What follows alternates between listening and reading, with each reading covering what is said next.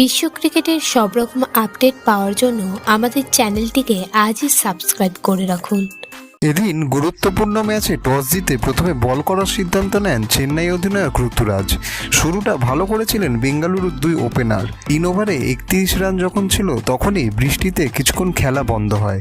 দ্বিতীয়বার খেলা শুরু হওয়ার পরেই পিচ থেকে সাহায্য পেতে শুরু করেন স্পিনাররা। দুই ওপেনার আউট হলেও বেঙ্গালুরুর রানের গতি তারা কমতে দেননি। স্পিনারদের বিরুদ্ধে ভালো খেলছিলেন রজত ও ক্যামেরন গ্রিন নিশানা করছিলেন পেসারদের। জবাবে ব্যাট করতে নেমে প্রথম বলেই আজ আউট হন ঋতুরাজ। রাচিন ভালো খেললেও আরেক ব্যাটার শিবম ডুবে ব্যাটে বলে কানেক্ট করতে পারছিলেন না। বল নষ্ট করছিলেন তিনি।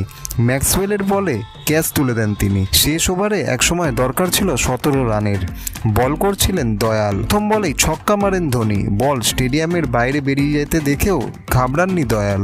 পরের বলেই ধোনিকে স্লোয়ারে তিনি আউট করেন।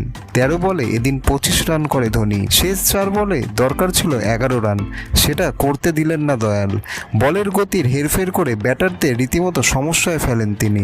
শেষ পর্যন্ত 191 রানে শেষ হয় চেন্নাইয়ের ইনিংস। 42 রানে নট আউট থেকেও দলকে জেতাতে পারলেন না এদিন স্বার্থপর জাদেজা। 27 রানে জিতে প্লে অফে উঠে গেল ব্যাঙ্গালোর।